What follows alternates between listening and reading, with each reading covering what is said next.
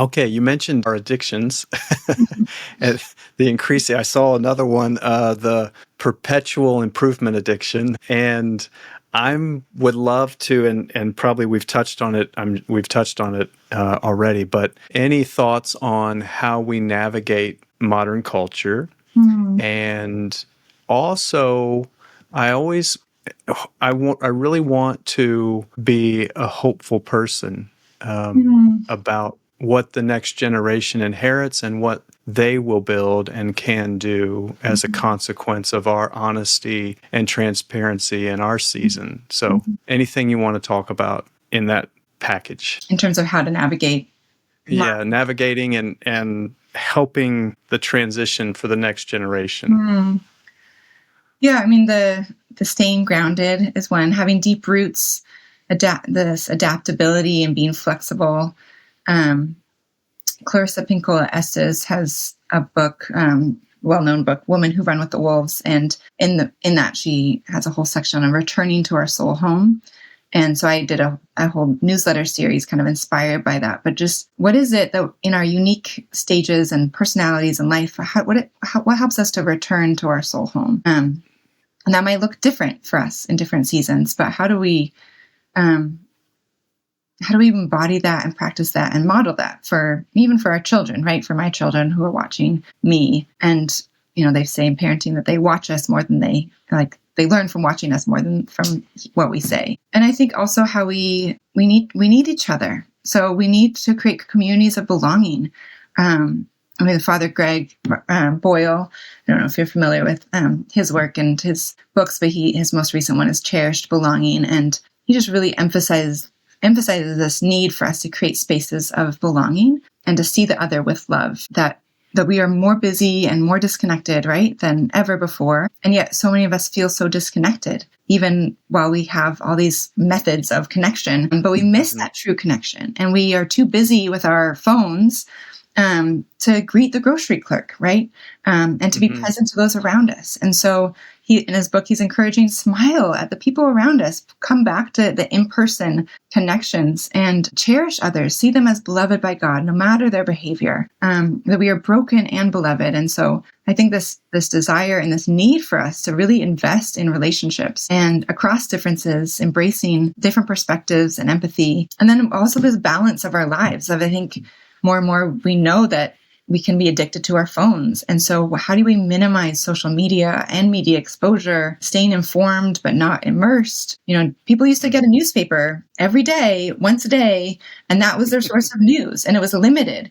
And now we're being flooded at any moment of the day. And so thinking through, how do we, I've set in a news alert to arrive at a certain time of day. And I try to check it maybe once in the morning, but then not all the day, not throughout the day. Yeah. Taking a Sabbath, people talk about a digital Sabbath, or, also a Sabbath. I mean, this is a command that and for those of us who follow the triune God, and it's a command to take this rest. And I think we've forgotten how to rest deeply and not just numb, but to really through reflection and restoration.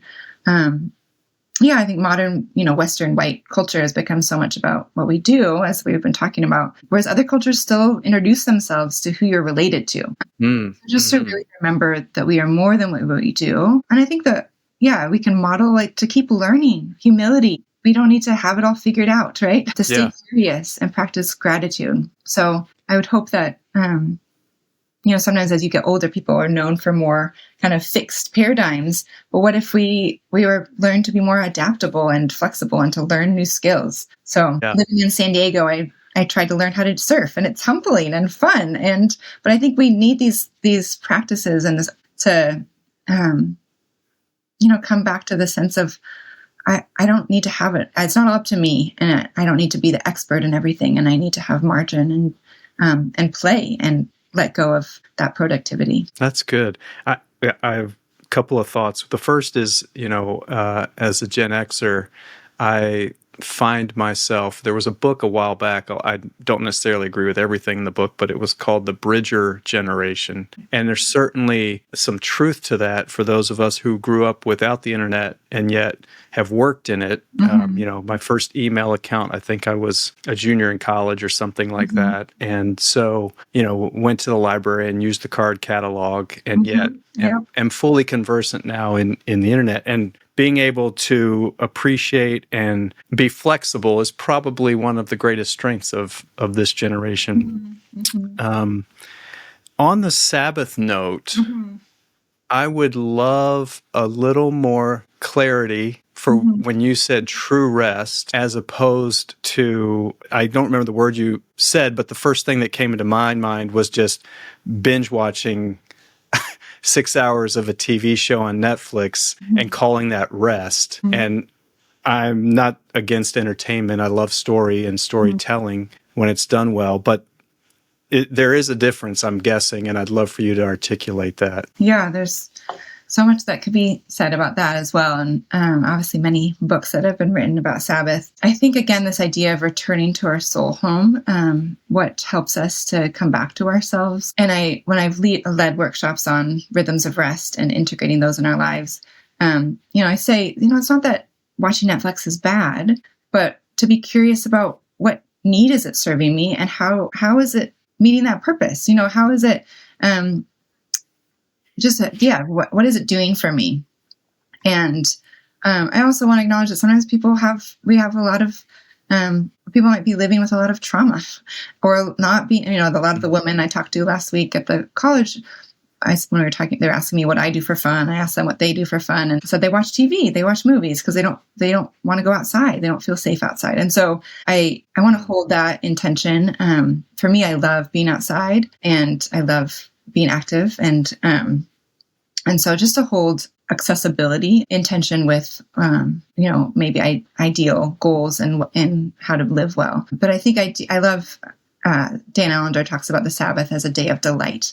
And so I love that paradigm of what brings us delight and how do we let go in some ways of productivity and consumerism. Walter Brueggemann also has this book on Sabbath as a way of resistance. Sabbath as resistance. And so how do we let go? Such a good book. Yes. And about consumerism and unjust systems that for many people, they can't take a day off. And so the ways that maybe we could or can choose not to participate in that system. Yeah. So in terms of, I think, just again, trying to foster that curiosity. And I want to acknowledge that being curious takes some rest and restoration. And so I think it's a challenge and even to be creative and to think of what serves me and what gives me life, we have to have a certain level of stability and groundedness in our life. I think one of the things that secondary trauma exposures responses is diminished creativity. And so when we're at our wit's end, it's hard to make those choices. It's easier to just watch Netflix. And so, but that might be one of those roles that someone who loves us in our life, or a spiritual director or therapist, and okay, is this how you want to live? Is this what other changes need to happen in order for you to live differently? But without just taking it away, but just saying that you're doing this for a reason. And can we be curious about that?